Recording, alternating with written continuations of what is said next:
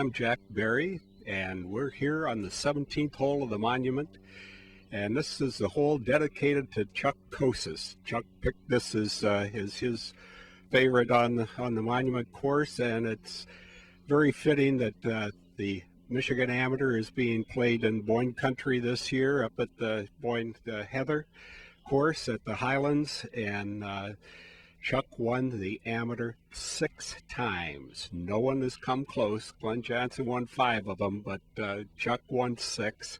We did an extensive interview with Chuck a couple of years ago, and I think that you'll find it kind of interesting. He was one of the all-time greats, probably the greatest player ever to come from Michigan. I remember Chuck at Birmingham Country Club in the later days, your later days, of the Michigan Medal Play Championship, and everything. You were fairways and greens, and it seemed that was the hallmark of your career. And tell us a little bit about what kind of clubs you used, because you were short. You weren't the longest hitter out there. No, I wasn't. I kind of fell in love with the Bobby Jones irons when they built those, and in was it 31 or 32? I've forgotten. And I used those practically all my life, and they were my favorite club. And the Bobby Jones putter, the Calamity Jane, I used for a long time. I played at Augusta one year, and I had lunch with Bob Jones, and I said to him, "Mr. Jones, would you do me a favor?" He said, "What is it?" And I said, "I want one of your Calamity Jane putters." He said, "Fine." He said, "You go in a pro shop in the morning, there'll be one there for you." Well, I played, and I told my caddy, I said I had a nice experience last night. I told him about Bob Jones giving me the putter. My caddy says, "I got one that he gave me when he finished playing golf." He said, "Would you like to have it?" Well, I said, "Sure." So I give the caddy some money for it, and I had 2 of them.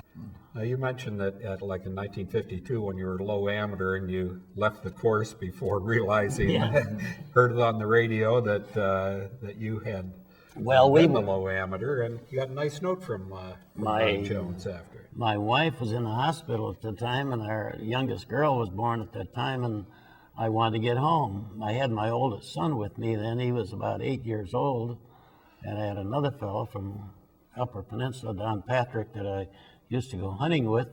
And when I finished, we got in the car and left.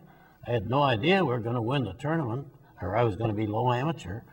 But we heard it on the radio, and we were about 70 miles away. And when I wrote Jones an apology and told him what happened, and he wrote me a nice letter back. And that was Do you still have that letter?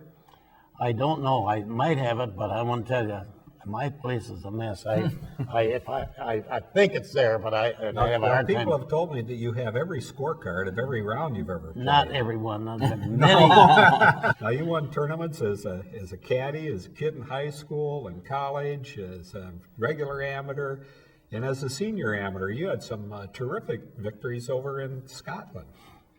Well, going to Scotland for the international senior tournament was kind of a thrill to me, because I hadn't been back to Scotland since '38, and this is now, it's 1970, I think 71, and I was invited to that international seniors amateur, and they played it at Glen Eagles, and I went over there alone at that time, and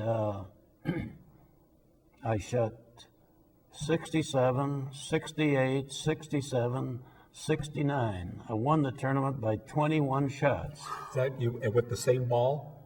Well, wasn't one of those you used the same ball the whole time? Sometimes I didn't. Another tournament, one of the later tournaments, I won it 4 times. I went over there 4 times. How much has it changed from your beginning? Well, of course, there's no question about the equipment has changed a great deal. I'm not saying it's that much better. It's much more uniform. There's no question about it. And I think that the big change, in spite of everything you hear, are the players. The fellows are bigger, stronger, and they work at it harder. They exercise and everything else. The tour has a exercise cart, you know, and I think that's the big thing. But you see so many kids today, little guys, can hit it a long ways. And I'll never get over that fellow shooting 28 at Oakland Hills on the first night. Now, you shoot that, you got to hit it 300 yards. Let me just throw out some names and just give me a thought, what comes to your mind. Byron Nelson. One of the best. And not only that, one of the best, maybe the best, because he quit when he was 30 years old, you know. He didn't stay. And I still keep in touch with him. In fact, I called him on the phone not long ago. And he's a very pleasant guy. And you just couldn't ask to be with a nicer person. Yeah. Gene Saracen. And a good player. I played a lot with Gene. In fact, when he was at the course at Florida there, what's the name of it?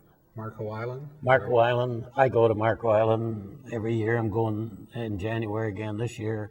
But I used to play with him down there and have lunch with him. I always enjoyed him. A lot of people didn't like him, but I played with him in the Victory Open in Chicago the first time, and I really enjoyed him. I had no problem with him, but he was kind of a short-tempered guy, and a lot of people didn't really care for him. I always remember one of the stories about Hagen, and I think it was Saracen. Hagen had a 10, 12-foot putt on the last hole to win the tournament. I don't remember what tournament it was, but anyway, he said Saracen's already finished. He's leading the tournament. But Hagen's got to sink this to win, and he said, is Gene in the gallery? Someone said, no, he's in the locker room or a grill room or something. Hagen says, go get him, bring him out, and let him watch me sink this putt. Anyway, he made the putt. Did you play with Arnold at all? No, I liked him. I met him. And one of the nicest, most pleasant guys you'll ever meet. One of the best. Yeah. What about Tiger Woods? What about this guy as a golfer? The best. The best there is. He can hit as far as anybody and straight as anybody. And what I admire about him much as anything is he misses the green and he's always puts it up there like that. Doesn't matter what kind of a shot it is. Jack, you've covered a lot of golf, and certainly some of that had to cover Chuck. This guy had to be a colorful character from the media standpoint. Well, I don't know. He was pretty close-mouthed. He was not like he is today. Is that right? No, he was pretty spare with the language, but they were always nice to me. Thank you very much for watching the Michigan Golfer.